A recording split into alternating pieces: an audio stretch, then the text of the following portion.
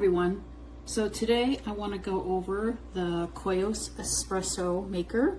I believe that's how it's said. It's KOIOS. Looks like it's a beginner model, but that's great.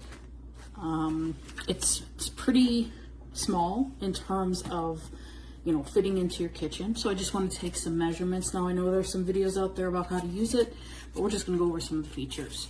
So from top to bottom, it's about a foot.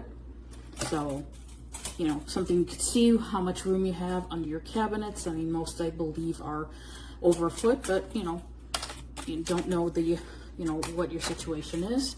And then from front to back, it's about 11 inches, 11 1/4. Okay. So it has these sticky grips on the bottom. I have it on a silicone pad so I can move it around, but just know that there are some nice sticky feet on there, so it's not going to slip around. Okay. It has the water reservoir here, just flips up and comes out. It doesn't come out super easy, but there you go. Fill that up, and there's a little notch here. Slide it over. Okay.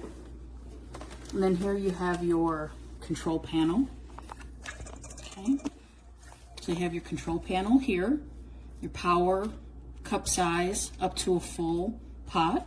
It comes with a 2-cup coffee holder and a 1 cup. It comes with here's the holder itself. So you just put in whatever size you want there. And then it comes with a measuring spoon on one side and a tamper on the other. And then here it has a steamer with like a safety feature here. It's very sleek, very thin. Now it does not come with a frothing cup, so that's something that you'll want. But again, just wanted to give you an overall view of this espresso machine.